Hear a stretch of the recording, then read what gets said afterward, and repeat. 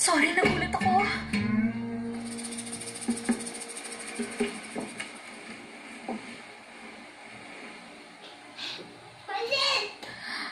Hindi ko inaasahang darating ka. Dinadala mo ba talaga ako? May bulaklak pa. Oo, dinadalaw kita. Nabalitaan ko na unconscious ka raw eh.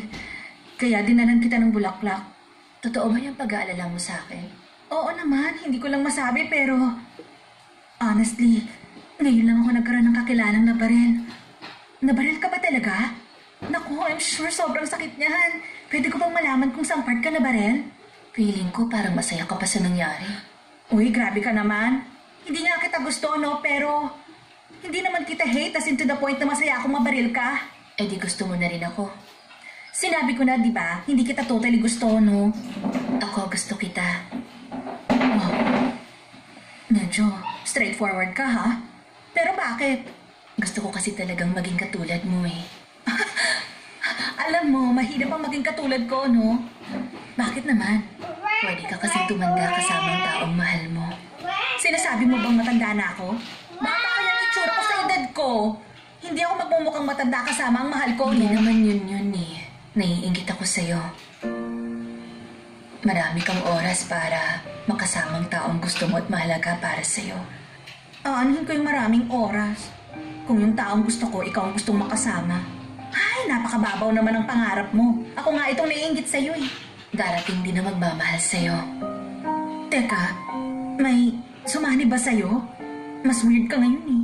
Matagal akong naghintay at dumating siya. Kaya siguradong darating din yung para sa'yo. Siguro, gusto mo lang akong palayuin kay Andre, no?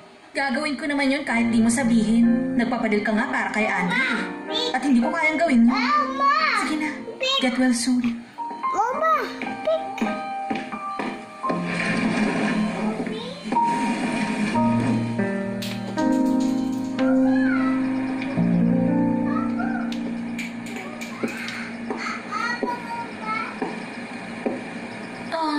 Nag-snow na.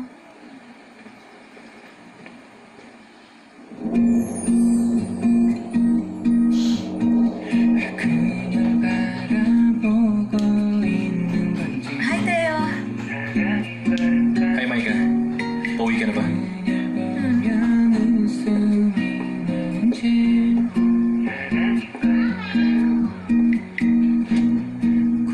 Hindi mo ako hatid? Okay lang ba sa'yo? Hindi. Naisip ko lang kasi baka gusto mo akong ihatid. Di bali na.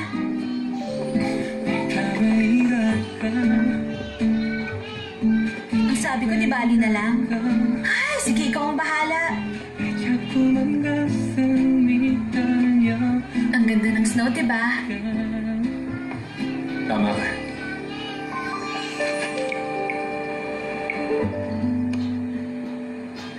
Hindi ako mahirap kausap. Ayan, may maayos ka ng picture ko, hindi yung puro stolen shots. Ano ba? Patingin lang. Oh, teka. Ano to? Bakit puro picture ni Sheena to? Hindi ka nga rito. Wait lang. So, hindi pala ako ang type mo, kundi si Sheena. Ganun ba yun? Eh, bakit sinabihan mo ko ng I love you? Eh kasi, nung time na yun... Ano? Bakit mo ginawa sa akin yun? Bakit nagpanggap ka? Bakit hindi mo sinabi sa akin? Nakakatawa bang nakita mo ako mukhang tanga? Eh, hindi ko man lang napansin niloloko mo lang pala ako. Concerned pa naman ako sa feelings mo na baka masaktan ka. Lalo na nung pinasted kita.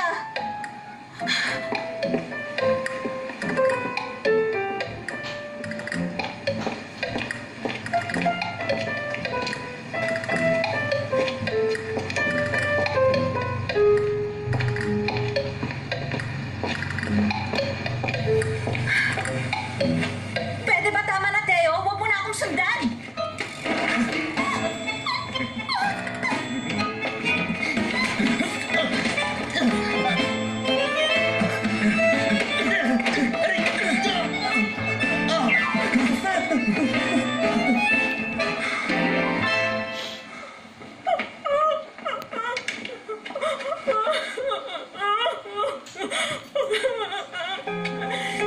I'm sorry. sorry, Micah.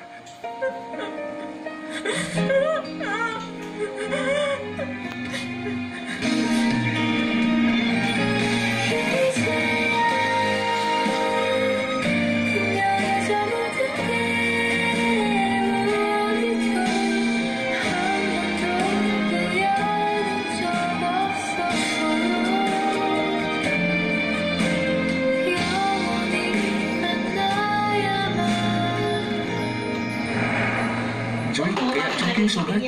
Wala na rin yung sugat mo. Imposible yon.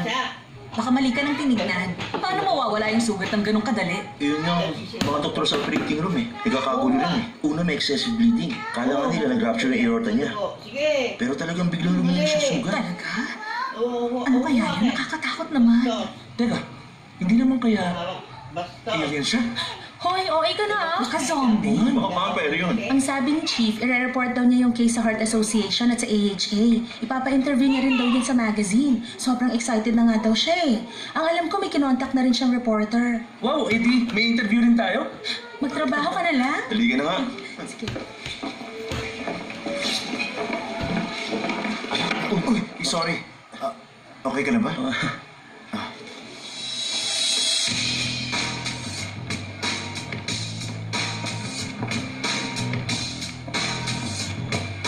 Hello, kumusta ka? May discharge order ka na ba? Opo, Dok. Okay, sige. Mag-iingat ka, ha? Sige po, Dok. Balik. Ewan ko ron. Ay.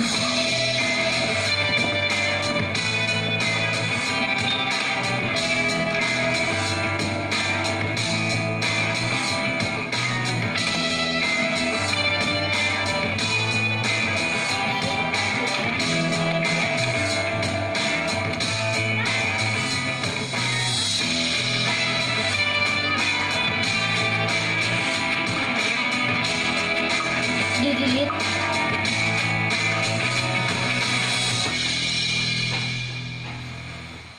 Sheena. Sheena.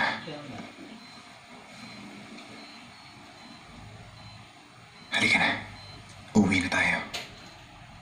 Sa bahay. Oo.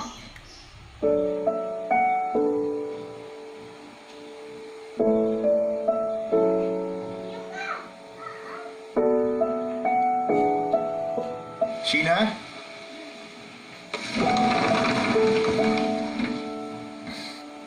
Bakit? Kasi naisip ko lang, kapag lumipat ng mama ko dito, syempre dito siya magsistay sa kwarto. Di, mawawala na ako ng kwarto. Ako may-ari, di ba? Kaya naisip ko, baka pwedeng mag-share na tayong dalawa sa isang kwarto. Saka naisip ko nga rin na pwede kayang huwag na nating hintayin lumipat dito yung mama ko? Makikishare na ako ng kwarto sa'yo? Okay lang? Pwede nang makiat? Hindi pwede. Sabi ko na nga ba eh. Oh, nakita ko ha.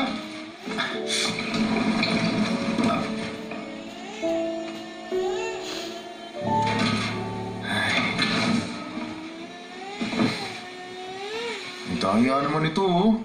Ikaw nga, bumababa ka rito anytime na gusto mo tumabi sa akin eh. Tapos ako hindi.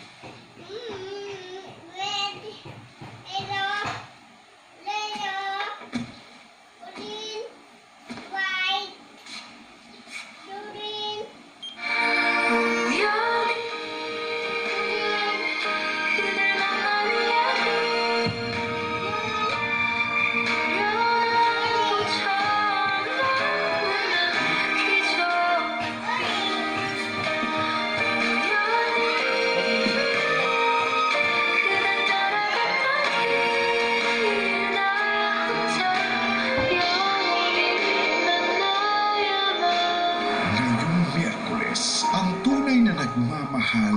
After ng surgery mo, tinitiis mo yung sakit na nararamdaman mo. Handang magparaya. Kung babalik ka sa dagat, magiging okay ka lang ba? Yung pag-ibig ko, mas mahaba pa sa buhay ko. Sabi niya yung alaala ang daan para makabalik ako. Kaya para hindi maging malungkot, poprotektahan ko yun. Legend of the Blue Sea. The legendary finale.